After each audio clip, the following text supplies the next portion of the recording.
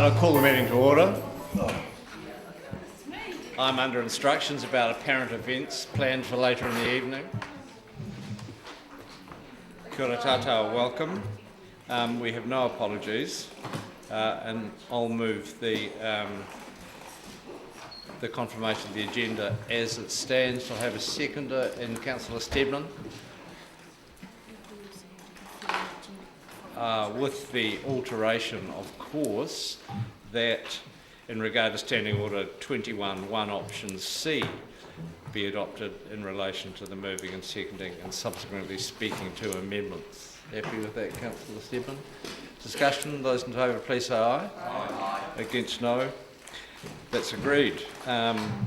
I'll move that the committee notes the members' interest register as attached and confirms the proposed management plan for members' interests. That's seconded by Councillor Staines. Any discussion? Those in favour please say aye. Aye. Against no. That's agreed.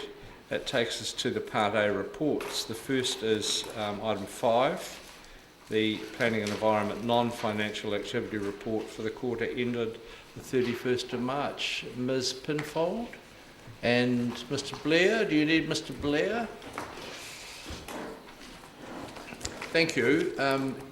Do you want to make any... I must say first of all that I find these reports extremely interesting and useful, so thank you. We know that they remain a work in progress, but I think I hope councillors would agree that we're starting to get increasingly useful information, and as the body of data builds, we were better equipped to keep track of progress or not.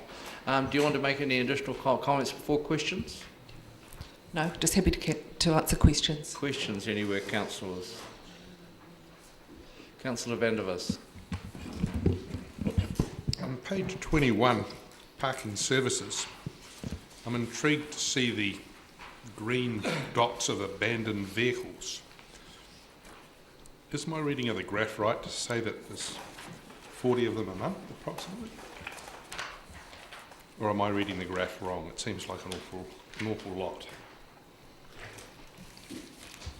Through the chair, I'll ask Ms McGill to answer that question. Right. Yeah, I was just wondering, the abandoned vehicles, the little green bits on page 21 of our agenda, there's a graph there, and there's a fairly substantial green line on every month. And if you look up the left-hand side, it looks like it could be 40 odd vehicles a month. That would be correct. Wow. Can I ask if there is a cost to the city in dealing with these vehicles, or are you able to recoup it from the scrap value? Yes, through the chair, we recoup that. We hold on to them for 6 months, and then they have to be held on for that period of time, and then they are auctioned off. And the auctioning off, does that cover the cost of holding them as well as the cost of actually collecting them? Yeah, to be honest, I'd have to go back and check, but I would say we would be able to recoup our costs. So it's not a major drain on the city. But there are literally every month there's 40 or 50 abandoned vehicles. That's what we're coming across, yes. Oh, I'm astounded, but thank you very much for that, and it serves me right for reading the graphs. Can I just, while you're there, can I just ask further to that, is there any pattern in the sourcing? Is there anything to the timing? Is there anything to do with the student body moving in and out, or is it city-wide and random? It's random. There's no pattern. A lot of parking places, isn't it, really? Thank you. Further questions? Councillor Wilson. Just on the graph, which I've now lost, on building consent and dealing with them on, they're not tabled, above paragraph 13, building consents, number of consents issued within statutory timeframes. Any idea how that's going to pan out over the next 3 months as well? But is it time to be happy? And I'm looking forward to a headline. Through the chair, I'll invite Mr Henderson. I'm not sure if you've met Mr Henderson. Paul is the Building Solutions Manager, and he may wish to comment on that question. Welcome. Well, I know it's out of scope, but I'm just wondering what the trend is like. Yeah. Chair. Yeah, for the next 3 months we are anticipating possibly a little dip. We've got some new recruits coming through, but post that, should be back up around the 100%. When you say a little dip, are you meaning 1 or 2% or 5%? Or, Sort of. yeah, really good question. It depends on the volumes that come through and the complexity that comes through, possibly up to about 5%, but nowhere near the percentages that we were seeing this time last year. Okay. Well, I just, because I think it's only fair that often we pick out on the negatives, I'd like to really congratulate the team for what it's outstanding 6 months in here already and a turnaround, so keep it up, well done. Thank you. Further questions? Apparently there are none. I'll move that we note the reports, seconded by Councillor Newell. Any discussion? Those in favour, please say aye. Aye. Against, no. That's agreed. That takes us to, thank you very much. Mr Winwood, item 6, update on the heritage buildings at risk register. Councillors will recall the ongoing discussion about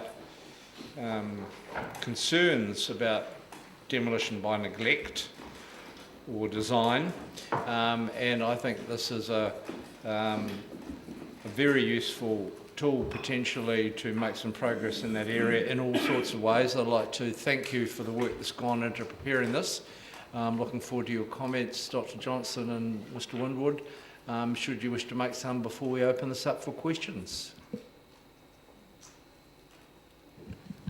I think we're happy just to answer questions. Okay.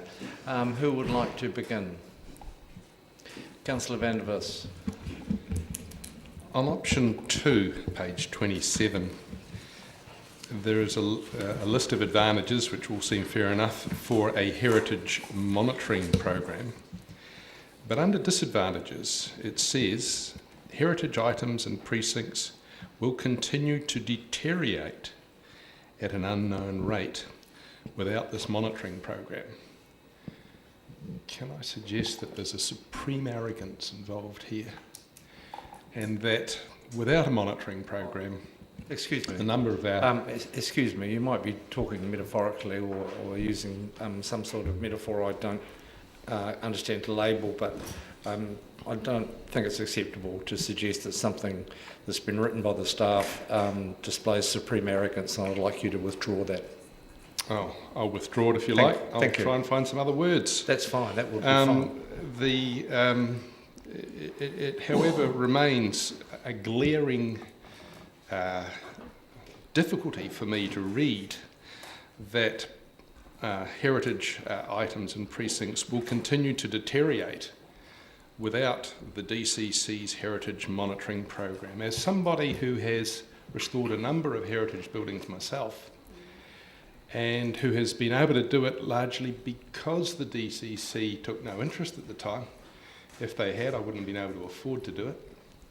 I'm speaking of the Dundas Street Church, the Dundas Street Manse, 31 Elgin Road, 401 Moray Place.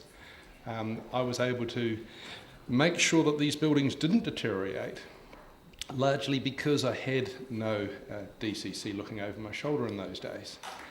And the idea here, as presented, that these items and precincts will continue to deteriorate, I think is offensive to developers in particular that have been in this field. And I'd like to see the word deteriorate changed to simply change, continue to change at an unknown rate. Would you like to respond to that? Dr Johnson? I think the key part of that paragraph is the at an unknown rate. That's the key. The key part this piece was trying to say is we won't know what's happening if we're not monitoring. The staff are not in any way intending to imply that, that the city is full of fantastic people who are doing fantastic things in heritage restoration. And that I think what we're saying is the risk is that in some buildings and in some precincts, deterioration will continue at an unknown rate. It's the unknown rate that's the key here, not an argument that we're going to stop, that we can do magic. Thank you, Dr Bedrose. Any further comment? Oh, that's just exactly what I was going to say. I think we'd be quite happy with rewording to change to an unknown rate. That's what's intended by that statement. But Yeah. we take on board the feedback. Thank you. Okay, well, you'll make the appropriate Much amendment to happier, meet the sensitivities. Mr. Cole, you're on the list, Mr. Mayor. Thank you. Look, this is a process question, really. Given that monitoring, I'm quoting from the report here now, given that monitoring is needed to ensure that LTP gives effect to the purposes of the Act, and given that the DCC has monetary requirements under the RMA, does Council need to approve this monitoring program anyway? Isn't it something that you've said in your report, and I'm not being critical at all, but you've said in your report this is absolutely required, it's part of our statutory obligations, so do we need to give consent to it?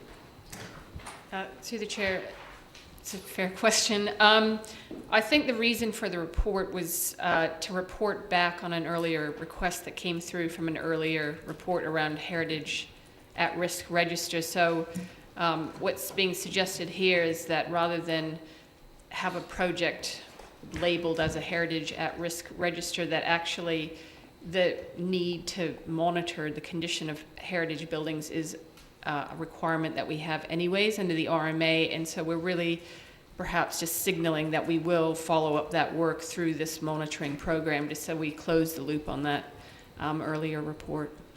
And for the Mayors, you'll recall, Your Worship, that there was a previous discussion at this committee in the previous triennium about the possibility of using special rating areas to address this problem in a more punitive sort of way. So this has come as a result of that. I fully support it.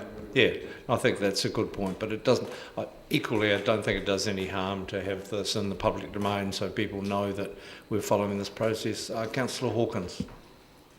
Yeah, thank you, Mr. Chairman. A couple of questions. One is what the scope is in terms of what is defined as heritage. My idea of what that means and Mr. Winwood's idea of what that means, and definitely Mr. Michael Finlay's idea of what that means, are very different. So which buildings are being monitored when we say heritage buildings? Well, through the Chair, I would say we would use the definitions we use in the district plan for heritage for ease of use. Certainly, if nothing else, because they're also the same definitions for heritage we overwhelmingly use for the Dunedin Heritage Fund for access to funds there. Yeah, that's fine. That makes sense. And secondly is around how we are going to do the assessments. I can't imagine we can compel building owners to let us in to look around for compliance with the Building Act, and others we can. But will these assessments be done based on their exterior or things that are visible damage rather than anything particularly granular around their structural integrity and so on? Through the Chair again, I would be looking at carrying out the survey work purely externally from public right of way. It would be a very much an initial process just to identify any major concerns rather than going into further detail on every single property on structural issues. It's out of the scope of it, really. And just to add to that, we'll use existing data sources as well in terms of building consents, complaints data, and so we'll rely on what we already have data on and build on that with the field work. And just lastly, speaking to the implied anxiety around the, quote, naming and shaming that's mentioned in this report, were buildings to appear on the register and the particular owner take umbrage at that listing, given what may be a not particularly detailed assessment that's being used to collate that list, what would the appeal, if you like, appeal process be? Like, would the impetus be on council to prove that or do the work to prove that that's the case, or would the impetus be on the owner to disprove their listing? I would be keen to work with owners around the results of this survey, because in my experience of carrying out this work in the UK, often not building owners can be in favour of scoring badly on these, or particularly if they have a project in mind, because they can understand that that may prioritise their access to funds. So it can be actually be as useful to score poorly on this as it can be an insult. So it is, and so that's part of the process with the Dunedin Heritage Fund, with the Central City Heritage Reuse Fund. There's opportunities here which this could open up for them. It can prioritise projects for building owners too. Thank you. Councillor Wilson. This is an interesting report, and I don't want to traverse matters in the 2GP, but I think it would be fair to say that in the operative plan there is very little heritage noted in the rural areas, and very little assessment has been done to understand whether any should be scheduled any more than already are. And in that context, I'm just wondering the opportunities that come from having a heritage listing, a heritage monitoring program, because you do get people looking at these things in a different light. Do you see most of this work being done in the urban part of Dunedin, or do you see this being able to be extended out into the rural areas where we may not have the heritage listings? Well, through the chair, I think the best way would be to focus on what is listed in the district plan for now, because that is what has been agreed as being heritage through a public process. But yes, whereas gaps in the schedule of heritage buildings are identified in the future, then as those buildings will be and sites are added to the district plan's heritage schedule, then they would fall into this monitoring process. I would say that the issues around a comparative lack of rural sites as being recognised as heritage in the district plan is another matter, and it's something which can be looked into elsewhere. Yeah, I'll just add to that. We obviously don't want to get into the 2GP too much, but the heritage schedule is something that goes through an ongoing review process anyway, so it's perhaps is a bit chicken and egg, the conversation in the sense that we will have to go through that heritage schedule again, probably in the not too distant future, because obviously the 2GP process has taken quite a long time, and in the meantime we've had new suggestions for heritage items, and virtually as soon as we finish the 2GP we're going to have to start looking at all the next wave of smaller refinements to the district plan, including new nominations for the heritage schedule or scheduled trees or other things that really do need to be updated quite regularly. All right. Further questions? There being none, I will move the recommendation on the cover sheet, which is the development of the schedule into the process in terms of option 1. And that's seconded by Councillor Hawkins. Any discussion? There appearing to be none, I'll put it. Those in favour, please say aye. Aye. Against, no. That's agreed without dissent. And that takes us to item 7. Are there any matters that people wish to raise for consideration? There appearing to be none. Thank you. Enjoy the evening, cross your fingers, and stay warm. The meeting is closed.